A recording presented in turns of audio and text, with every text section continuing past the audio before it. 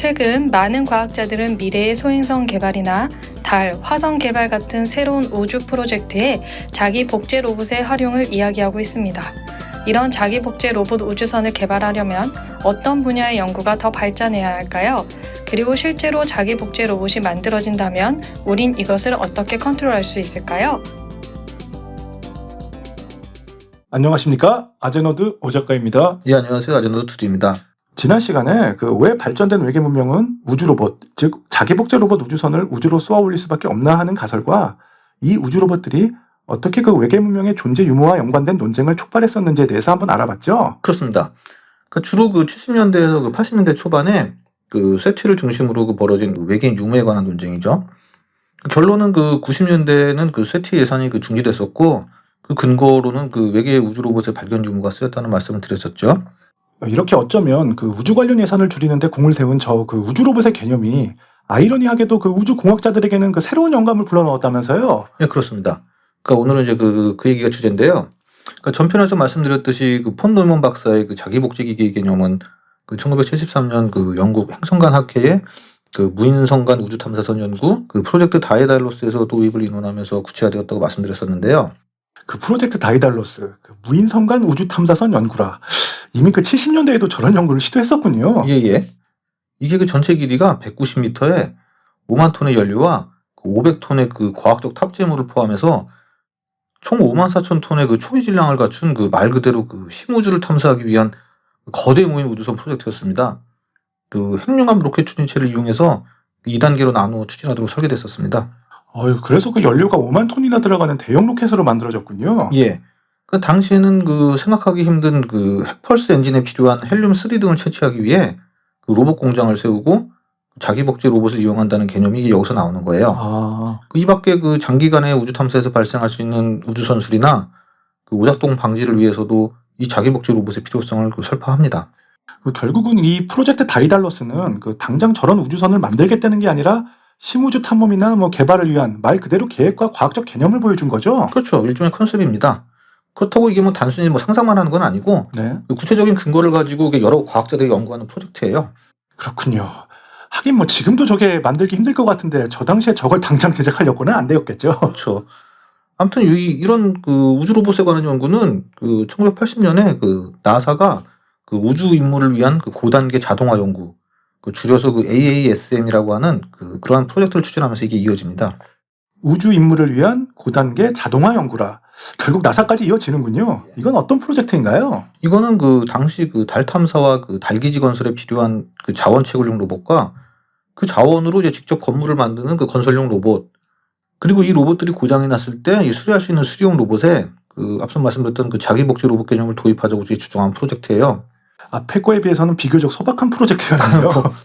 당시 나사와 과학자들이 달의 지각 검사를 연구해서 달에 이런 로봇 생산 공장을 건설하는 현실적인 연구를 이제 시작했다고 하는데 아시다시피 냉전이 끝나고 우주 개발 경쟁이 이제 90년대부터는 이제 급속히 식는 바람에 이런 자기 복제 로봇 계획 등은 결국 빛을 보지 못하게 됐죠. 지금도 그렇지만 당시 기술에 저런 계획이라도 만들어 놓은 게 대단하네요. 그렇죠. 결국 이제 이런 우주 자기 복제 로봇 계획은 달이나 화성 탐사의 이제 구체적인 프로젝트가 이제 다시 세워지고 요즘 인공지능이나 3D 프린터들이 급속도로 발달되는 2010년대 중후반에서야 빛을 보게 됩니다. 인공지능이라. 역시 자기 복제 로봇 우주선의 필수 요소는 인공지능인가 보네요. 그렇죠. 물리학자 미치오 가쿠 교수 있지 않습니까? 있죠. 예. 그분 말씀이 이런 자기 복제 로봇 우주선의 3요소를 강력한 초지능 수준의 인공지능, 그리고 이제 스스로를 복제시키기 위한 3D 프린터 기술, 더 나아가서는 이제 나노 기술, 그리고 이제 나머지 하나로 이제 우주로 멀리 퍼지기 위한 강력한 우주선 추진체, 이 세 가지를 꼽았습니다. 초인공지능, 나노기술, 그리고 우주선 추진체. 이것이 자기 복제 로봇 우주선을 만들기 위한 필수 요소란 말이군요. 그렇습니다. 인공지능 혹은 초지능이야 너무 당연한 얘기고 저희도 이런 얘기는 굉장히 많이 하지 않았습니까? 그렇죠. 예. 앞으로도 계속 할 얘기고요. 그리고 아무튼 먼저 추진체 이야기를 해보자면은 아시다시피 성간 공간을 여행한다는 것은 엄청나게 시간이 많이 걸려요. 그렇죠. 지금 있는 기존 기술을 사용한다고 하면은 가장 가까운 항성계 알파 센타우리 있지 않습니까? 네네. 거기까지 도달하는 데는 19,000년에서 81,000년이 걸린다고 하거든요. 아니 가장 가까운 행성계 즉 알파 센타우리까지 그 현재 기술로 19,000년에서 81,000년이요? 예. 그러니까 여기에는 그 화학 추진체, 그리고 이온 엔진, 그리고 이제 중력 보조 장치 및 그 태양 돛이 포함돼요. 따라서 그 성간 여행을 다룰 때보다 그 발전된 추진 방법을 고려해야 됩니다, 이게. 어떻게 말이죠? 그러니까 이게 그 현재 많은 개념이 그 이 뭐 지구상에 있는 그 여러 연구원들이 이게 그 연구되고 조사되고 있습니다. 여기에는 그 핵열 및 그 핵 전기 추진, 그리고 그 핵융합 추진, 그리고 뭐 광자 및 전기돛, 그리고 뭐 물질, 뭐 반물질 추진체 등 뭐 수많은 방법들이 연구되고 있어요. 아, 맞네요. 예. 근데 이 여러 가지 중 이제 가장 눈에 뜨는 거는 그 이제 브레이크스루 스타샷이라는 그 프로젝트입니다. 브레이크스루 스타샷이요? 예. 그 2016년 4월 초에 그 억만장자 그 유리 밀러라고 있어요. 유리 밀러요? 그 부분하고 그 지금은 이제 돌아가셨지만 그 유명한 그 물리학자 그 스티븐 호킹 있지 않습니까? 아, 유명하시죠. 예. 그 스티븐 호킹은 이제 그 함께 그 우리 생애 안에 그 다른 별에 그 우주선을 보내는 전략을 발표를 했어요. 이 프로젝트가 바로 이 방금 말씀드린 그 브레이크스루 스타샷인데요. 아, 그들의 발표에 따르면은 이게 그 조그마한 그 라이트 세일 우주선을 만들고 레이저를 사용해서 빛의 속도의 그 20%까지 그 가속할 계획이라고 합니다. 빛의 속도 20%, 광속의 20%요? 예. 아, 이걸 이미 그 2016년에, 와. 그리고 그 라이트 세일이라고 하면 그 영화에서 그 제 기억으로는 그 2017년에 그 리들리 스캇의 영화 그 에일리언 커버넌트에 등장했던 그 돛을 이용한 우주선 그 개념 아닌가요? 네, 맞습니다.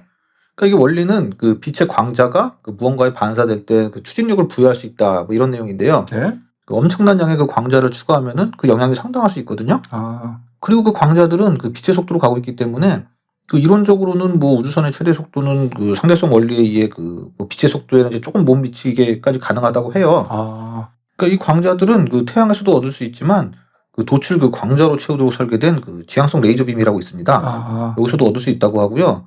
그리고 이게 그 과거 엔지니어들은 그 비단 반사천으로 그 만들어진 그 수천 킬로미터에 달하는 그 태양열 돛을 주로 생각했었지만 이 스타샷 우주선의 돛은 지름이 그냥 몇 미터에 불과하고 두께는 그냥 뭐 원자 몇 개에 불과할 정도로 뭐 얇게 설계된다고 합니다. 그 사이즈가 엄청 작은 우주선이라고 볼 수 있죠. 듣다 보니까 그 승무원을 태우기는 힘들 것 같은데요. 저 정도 사이즈면 말이죠. 그렇죠. 그러니까 이게 저런 원리의 추진체가 이제 실제로 그 현실에 이제 개발이 된다고 하면은 이거를 뭐 자기 복제 우주 로봇에 그 사용할 거라고는 뭐 공식적인 발표는 없었지만 거기에 딱 들어맞는 추진체 방식 아니겠습니까 이게. 그런 것 같네요. 예. 그러니까 이게 무인 탐사선에 더 유리하기도 하고. 그리고 저거는 당연히 그냥 편도 방식입니다. 이제 한 번 가면 다시 돌아올 수 없어요. 아, 그렇군요. 예, 예. 듣다 보니까 딱 그 무인 탐사선에 어울리는 방식이긴 한데 저게 계획처럼 우리 생에 언제 가능할까요? 완전 SF 영화 스토리처럼 들리는데. 아, 그거는 뭐 저도 당연히 뭐 확답을 드리기 힘들죠. 그렇지만 이게 공식적인 프로젝트입니다, 이게. 아, 그리고 이제 자기 복제 로봇 우주선에는 뭐 현재까지 가장 적합한 추진 방식이라고 볼 수 있고요. 이 밖에 그 뭐 나사 과학자 그 로버트 프리스비라고 있는데 이분이 주장하는 또 이제 반물질 로켓이 있습니다. 반물질 로켓이요? 예, 이거는 뭐 SF물에도 가끔 많이 나와요. 아, 이 로켓이 개발되면은 뭐 약 40년 안에는 그 알파 센타우리에도 도달할 수 있다고 합니다. 다만 이게 그 우주선의 사이즈가 약 그 81만 5천 톤 이상의 그 연료가 필요할 정도로 엄청나게 거대한 것이 문제죠. 이 우주선의 길이만 약 700km에 달한다고 합니다. 700km요? 예, 예. 무슨 그 에베레스트산 그 100배 가까이 되는 물체가 비행하는 격이네요. 예. 그 아무튼 그 뭐 우주 추진체 이야기는 뭐 나중에 뭐 다시 다뤄볼 기회가 있을 것 같고요. 아무튼 이런 그 미래의 그 발전된 추진체를 가진 그 자기 복제 로봇 우주선이 뭐 자의식을 가질 정도의 그 초지능과 그 뭐 무한 복제 능력을 갖춘 그 나노 기술까지 얻어서 정말 뭐 광속에 가까운 속도로 우주로 퍼진다 그러면은 이게 뭐 과연 통제가 가능할지 뭐 알아봐야 되지 않겠습니까? 그러게요. 그 미래 인류든 그 외계의 고차원 우주 문명이든 이게 통제가 가능할까요? 예. 이런 우주 로봇의 무서움을 보여준 영화가 몇 편 있었죠? 예. 뭐 평가는 좀 안 좋았습니다만은 그 2022년 개봉한 그 문폴의 그 외계 나노 로봇이나 또 2008년에 개봉했던 그 스캇 데릭슨 감독의 그 지구가 멈추는 날에서 나온 그 거대 로봇 고트가 나노 로봇의 무서움을 잘 보여주는 영화라고 할 수 있죠. 그 비디오 게임에서도 그 실시간 그 전략 시뮬레이션인 그 토탈 어나일레이션이나 뭐 그 정신적 후계자였던 그 뭐 슈프림 커만더, 뭐 플래닛 어나일레이션 뭐 이런 거 보면은 나노 로봇을 이용해서 뭐 전쟁 기계나 로봇을 그 무한대로 생산해서 뭐 우주에서 끝없이 전쟁하는 게 이 게임들의 그 특징이죠. 네, 그렇습니다. 어렸을 때 이거 많이 밤새던 기억이 납니다. 저도요. 예. 아무튼 굳이 그 나노 기술이 아니더라도 그 어벤져스 2편에 보면 그 로봇 울트론도 그 영화나 그 코믹스에서 그 뭐 무한 복제돼 가지고 뭐 히어로들을 공격하지 않습니까? 뭐 이건 주로 하이퍼마인드라고도 하죠. 보통. 예. 이미 뭐 여러 대중 매체에서도 이렇게 뭐 자주 보여줬던 상황처럼 그 실제로 이 자기 복제 로봇 우주선도 충분히 저런 문제를 일으킬 소지가 뭐 다분하죠. 그 인공지능의 반란 뭐 이런 건 자주 등장하는 소지 아닙니까? 그렇죠. 뭐 이거야 그나마 그냥 보통 지구에서 일어나는 일로 뭐 끝나겠지만 그 자기 복제 로봇 우주선이 오류가 난다면은 이건 뭐 우주적 민폐 아니겠습니까? 우주적 민폐라. 그럼 그 자기 복제 로봇 우주선은 주로 어떤 문제가 발생할 소지가 있나요? 그 앞에서 지금 전술했듯이 70년대, 80년대 그 외계 존재 가능성에 관한 논쟁이나 그 뭐 혹은 또 이제 우주 개발의 그 뭐 청사진 같은 프로젝트에서 이게 많이 거론됐었던 이 자기 복제 우주 로봇은 그 최근 2010년대 들어서는 그 현대의 로봇 공학이나 그 인공지능 발전이 이제 빠르게 이루어지면서 그 다시 그 미래 우주 탐사에 적합한 방법으로 이게 인식되고 있어요. 그렇죠. 그러다 보니 여러 연구가 또 다시 활발하게 이루어지고 있거든요. 그 캐나다 오타와에 있는 그 칼턴 대학교 그 기계 및 항공 우주공학부의 그 우주로봇 공학 교수 및 그 우주 기술 분야 그 캐나다 연구위원장을 맡고 있는 그 알렉스 앨러리라는 분이 계세요. 우주 로봇 공학 교수라 그 신선한 학부인데요? 네, 그렇죠.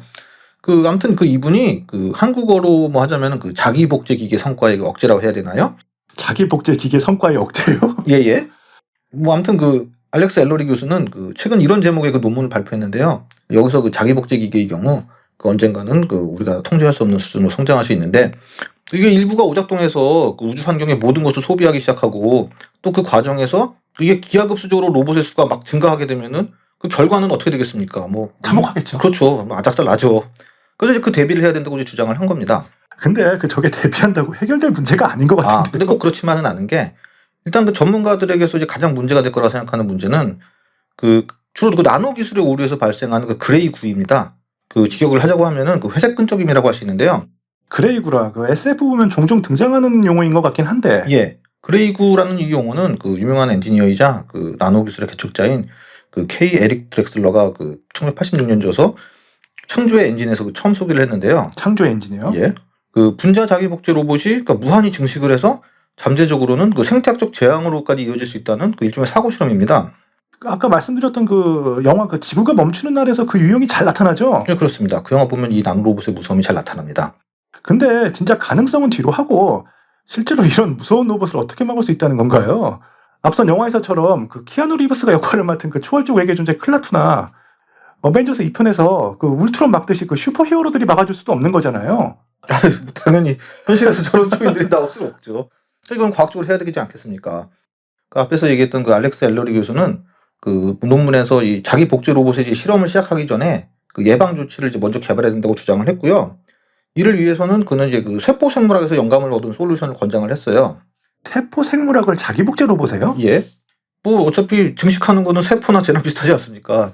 그렇긴 하지만. 예. 그러니까 그 앨러리 박사의 접근 방식 핵심은 그 정상적인 인간 세포가 그 프로그램된 그 세포 사멸로 인해 그 분해되기 전에 그 40번에서 60번 정도만 이제 복제 및 분열할 수 있는 그 생물학의 개념인 그 헤이플릭 한계라는 게 있어요. 헤이플릭 한계요? 예. 그러니까 이 헤이플릭 한계는 그 염색체의 그 핵 내부에 있는 그 DNA 가닥 끝에 존재하는 일종의 그 보호캡인 그 텔로미어, 그 텔로미어에 이게 작동되는데 이 텔로미어는 그 세포 복제 중에 그 점진적으로 이렇게 짧아집니다. 그러니까 최근 그 안티에이징 치료제에 대한 관심이 높아지면서 이게 텔로미어 연구가 이제 크게 발전하지 않습니까? 아니 그건 그런데 그 로봇에 그 텔로미어를 적용한다고요? 그렇습니다. 그러니까 보통 자기 복제 로봇도 그 DNA 서열의 형태로 그 유전적 기억을 포함하는 그 염색체와 유사한 그 기억 모듈을 가진 기계로 구성이 돼요. 자기를 복제하려면 자기에 대한 그 설계도 같은 게 있어야 될 거 아닙니까? 그렇죠. 그러니까 이러한 모듈은 그 자기 코어 프로그램 셀의 그 최적 배열로 구성이 되고 각 배열은 그 0과 1의 형태로 그 유전 명령처럼 그 프로그래밍 되게 되는 겁니다. 유전 명령처럼요? 예.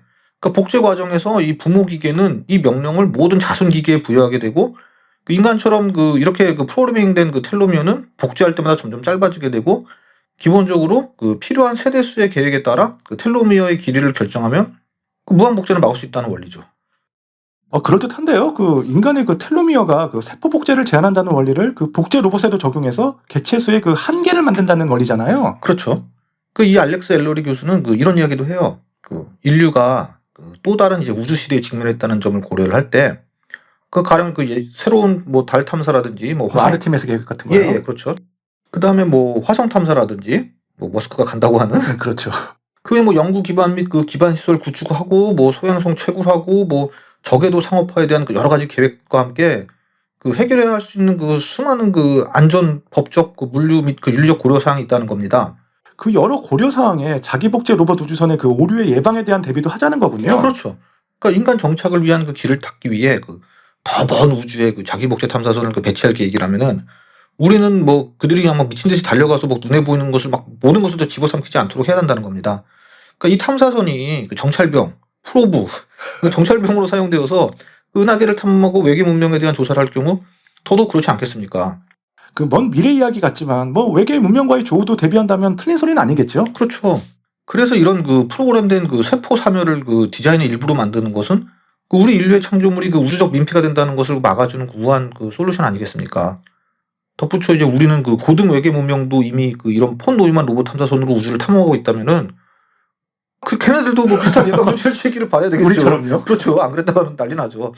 근데 그 인공지능이나 그 로봇 수명 제한에서 문제 일으키는 SF 많지 않습니까? 많죠. 뭐 블레이드런에서도 그 레플리칸트들 그 수명 늘려달라고 지구에 와서 그 깽판 치고요. 예예. 뭐 게임 헤일로에서도 뭐 코타나도 뭐 수명 제한 때문에 여러 문제 일으키고 그러잖아요. 예, 그렇습니다. 뭐 그런 거 꼬투리 잡아가지고 뭐 지구로 돌아와서 뭐 인류 공격하고 이런 거 많죠. 그럼 이러면 안 되는데. 또 다른 그 우주 로봇들의 위험을 경고하는 시나리오는 없나요? 많이 있습니다. 그 이런 종류의 그 자기 복제 로봇 우주선의 그 여러 대우주적 민폐를 이제 보통 총칭해서 그 버섯과 가설이라고 하는데 이거는 저 내용이 길어지다 보니 다음 시간에 하도록 하겠습니다. 알겠습니다. 다음 편에 이 시리즈가 마무리가 되길 기원하겠습니다. 오늘은 그 자기 복제 로봇 우주선이 그 외계 문명의 유무의 논쟁에서 내려와 그 인류의 우주 개발에 어떻게 연구되고 있는지 한번 알아봤습니다. 좋아요와 구독 좀 많이 눌러주시고요. 지금까지 아제노디였습니다. 시청해주셔서 감사합니다. 감사합니다. 자, 영상 유익하게 감상하셨는지요? 다음 시간에 더 재미있고 유익한 영상으로 찾아뵐 것을 약속드리며 좋아요와 구독 부탁드리겠습니다. 지금까지 아제너드였습니다. 편안한 일상 되세요.